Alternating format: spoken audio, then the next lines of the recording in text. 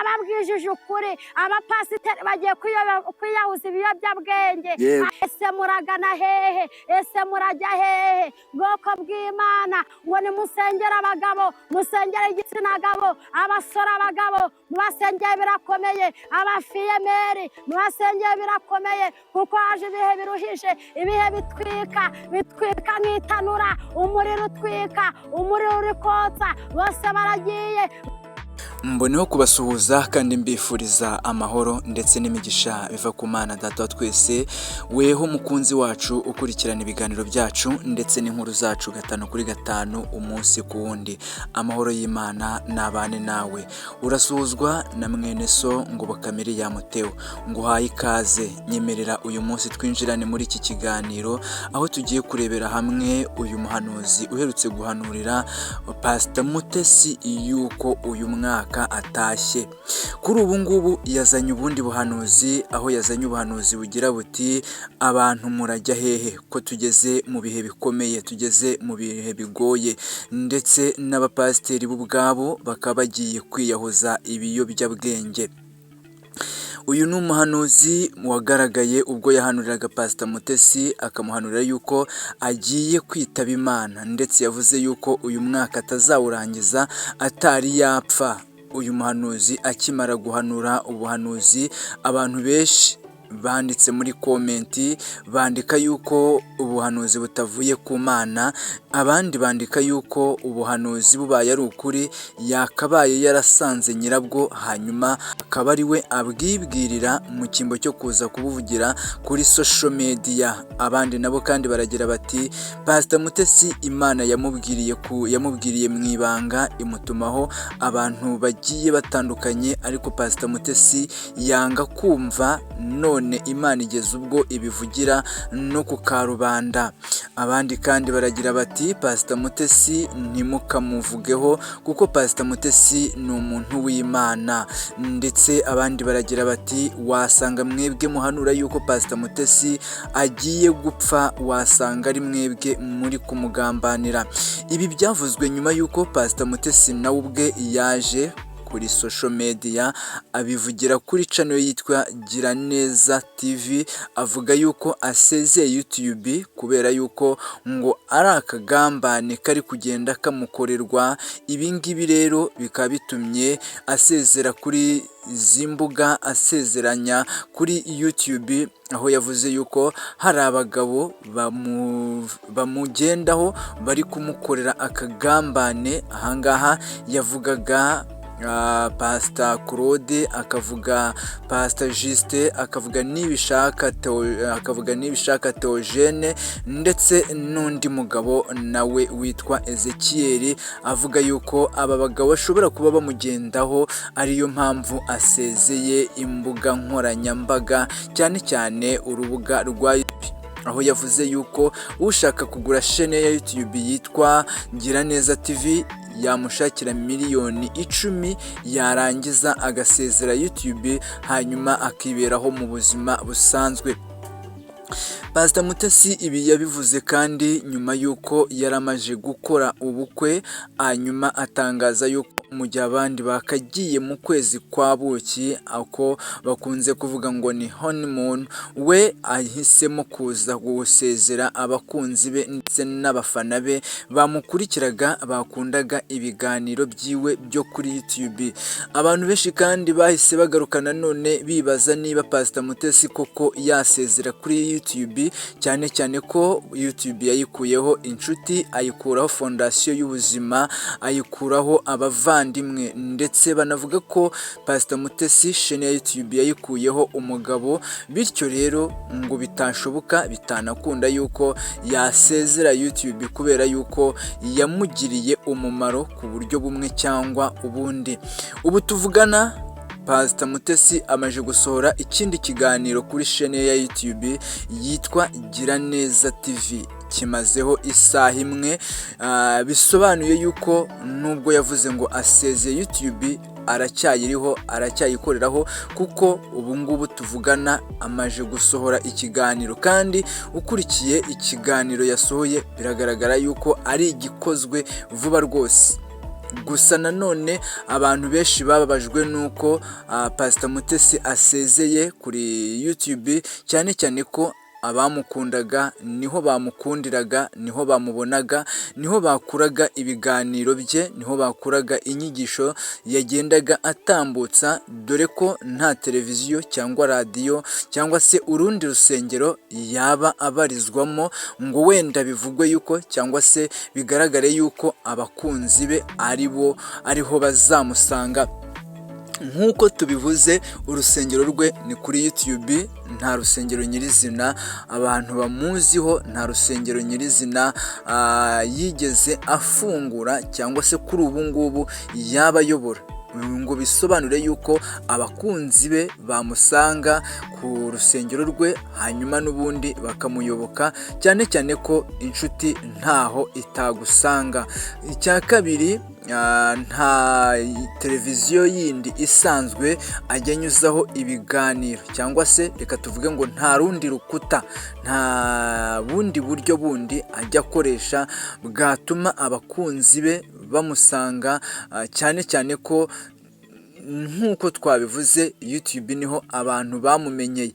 Yatangaje ko yatangiye kugera kuri YouTube 2012, murabizi abantu benshi bagiye bakurikirana status ze zo kuri WhatsApp, aho abantu bagendaga bakurikirana amagambo akomeye akomeza yigisha ahumuriza yagendaga atambutsa, bigatuma abantu bagenda bayakata mu duce n'uduce bakagenda bayahererekanya ku ma WhatsApp.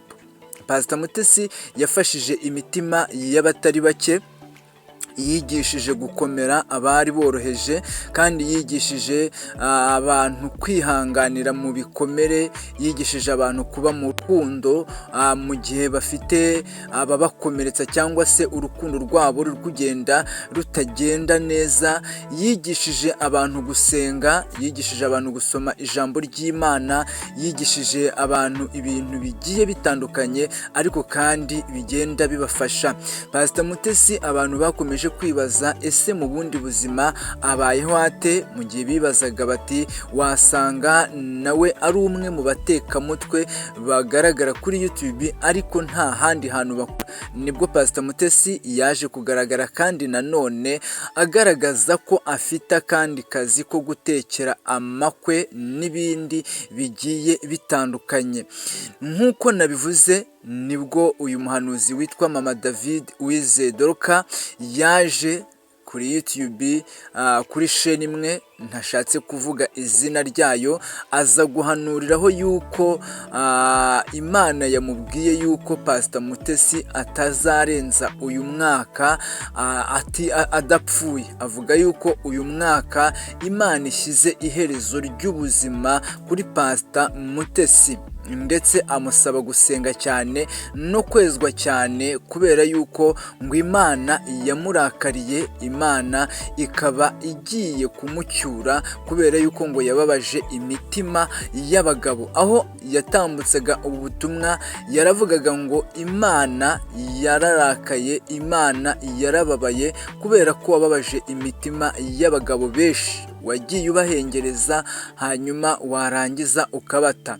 Uyu muhanuzi kandi igihe yabihanuraga yavugaga yuko Pastor Mutesi buri mwaka akora ubukwe, ibingibi Imana ikaba ibihaze.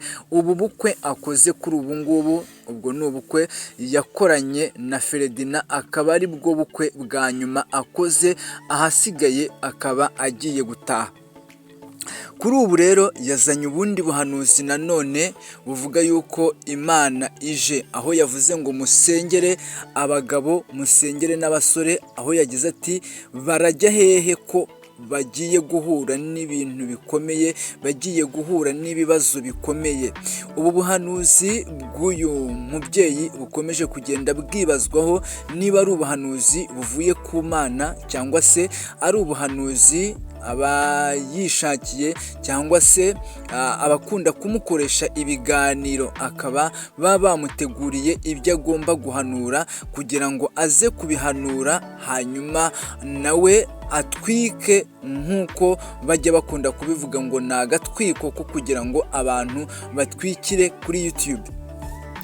gusa nanjye icyo ngarukaho ahangaha nuko ubuhanuzi bugomba kujya kuri YouTube ni ubuhanuzi rusange. Hari ubuhanuzi bw'itorero muri rusange, hari ubuhanuzi bw'igihugu, hari ubuhanuzi bw'isi, hari ubuhanuzi navuga ngo ni ubuhanuzi rusange. Ubu nibwo buhanuzi buba bugomba kuza bukavugirwa kuri YouTube, kuko buba bugomba kubwirwa abantu benshi, kandi ni byiza ko bubagereraho icyarimwe, cyane cyane ko ushobora gusanga n'ubwo buhanuzi bwaba bwihutirwa. Ubwo rero mu gihe rero bwaba bwihutirwa, uri kumva ko buba bugomba kunyuzwa kuri ku mbuga nkoranyambaga cyangwa se ahandi hantu, cyane cyane ko Lilian yagize ati mu gihe ushaka gukorera Imana, mu gihe uri mu muhamagaro, nta buryo na bumwe utakoresha ngo ukorere Imana.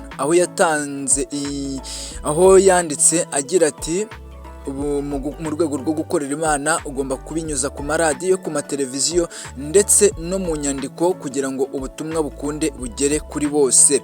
Ubu ni ubutumwa rero bugenewe abantu bose, ariko ubutumwa bugenewe umuntu ku giti cye, ubutumwa bugenewe umuntu ku giti cye bugomba gusa wowe ubuhawe ugomba gusanga uwo Imana igutumyeho, kubera ko ni wowe Imana inyuzemo kandi niwe Imana iri kubwira. Si ngombwa ngo ubwire abantu bose muri rusange.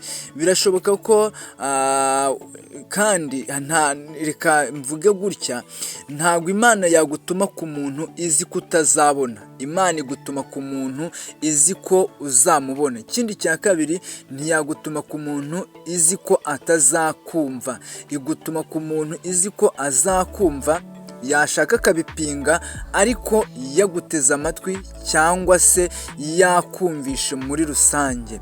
Ibi bintu rero byo kuzana ubutumwa, ni urugero, uje guhanurira njyewe Ngoboka Miriam, ukaza kuri social media ugahanura ngo Ngoboka Miriam urapfuye, Ngoboka Miriam Imana igukoreye ibingibi, nanjye mpamya neza yuko bubaye ari ubuhanuzi buvuye ku Mana, weho umuhanuzi waba wabuze ubwenge, kuko waba wabunyujije aho butagomba kunyura. Icya kabiri, bubaye ari ubuhanuzi Imana igutumye kuri njyewe, ugomba kunshaka, kuko Imana iba yashyizeho uburyo. Imana ntabwo ari injiji, Imana ni umukozi w'umuhanga, Imana ni umunyabwenge.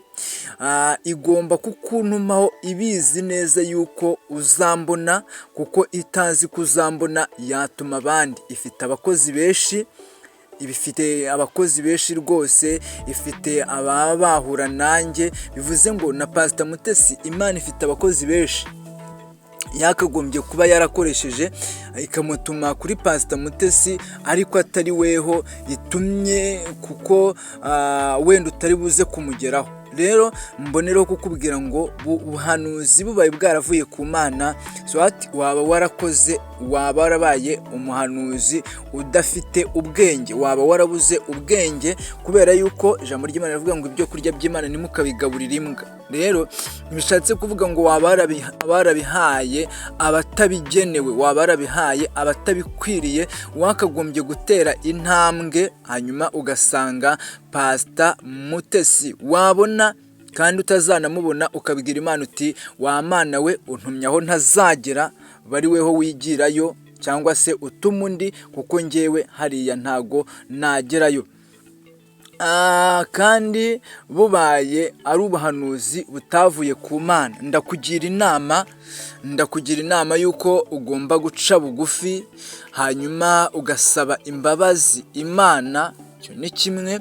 Kabiri, ugasaba na Pastor Mutesi imbabazi, ahubwo ukagaruka no kuri social media ukavuga uti nari navangiwe, cyangwa se ukavuga uti mumbabarire ururimi rwaranyereye, hanyuma abantu bakabasha kuba bakugirira icyizere, bakongera bakiyumvamo ubuhanuzi uhanura, kubera yuko ubaye warahanuye utarabwirijwe n'Imana hanyuma ukabishyira kuri social media, ugomba ahubwo kuza kuri social media. Ibi ntabwo ari ibyo wakwihanira mu ibanga, kuko wabikoreye mu maso y'abantu, byanyuze mu matwi y'abantu benshi, bakeneye no kukumva. Rero ubasaba imbabazi kugira ngo babohoke, kugira ngo bumve yuko nawe ubwawe urusheho kubohoka. Nibyo bigomba gukorwa. Kandi njya mbivuga, reka n'ubu mbivuge, ubuhanuzi abantu bajya bavangirwa mu buryo bwinshi. Ndagira ngo mvuge nk'uburyo butatu wenda abantu bajya bavangirwamo, abahanuzi bajya bavangirwamo. Uburyo bwa mbere ni ukuvangirwa uvangiwe na Satani.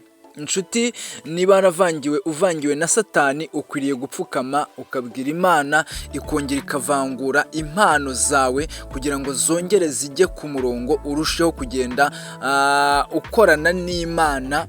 Dore ko byanga bikunze Imana ntabwo byavuga ngo kuba wavangiwe na Satani, ntabwo byavuga ngo Imana yaguhana kuko uba wagize uburangare ukavangirwa. Hanyuma uburyo bwa kabiri bwo kuvangirwa ni uburyo buterwa n'abo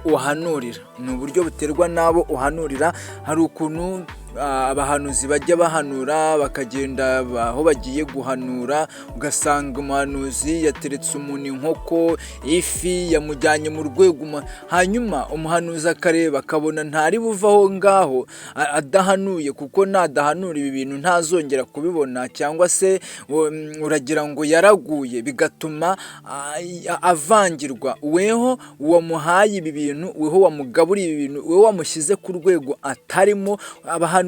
Abahanuzi kwa kundi mujya mubafata nk'Imana, mukabafata nk'abantu bakomeye, nk'abantu biriya, weho uba uri gusunikira umuhanuzi kwivangirwa. Kandi navangirwa utazagira ngo si weho uzaba wabigizemo uruhare. Uburyo bwa gatatu bwo kuvangirwa ni igihe umuhanuzi yivangiye ubwe, agahanura iby'irari rye, ibyo yumva ashaka, ibyo yumva akeneye, ibyo yumva byaba, ibyo yumva byakorwa, akaba ari byo ahindukira, akaba ari byo ahanura. Hanyuma rero iri vangirwa ryose riba riturutse kuri Satani, yego, ariko kandi nanone nyir'uguhanura, umuhanuzi, aba yabigizemo uruhare. Ibi iyo tubivuga tuba turi kugira inama abahanuzi bene data, abahanuzi inshuti dukunda, tujye twiga kubaho dusengera impano twahawe.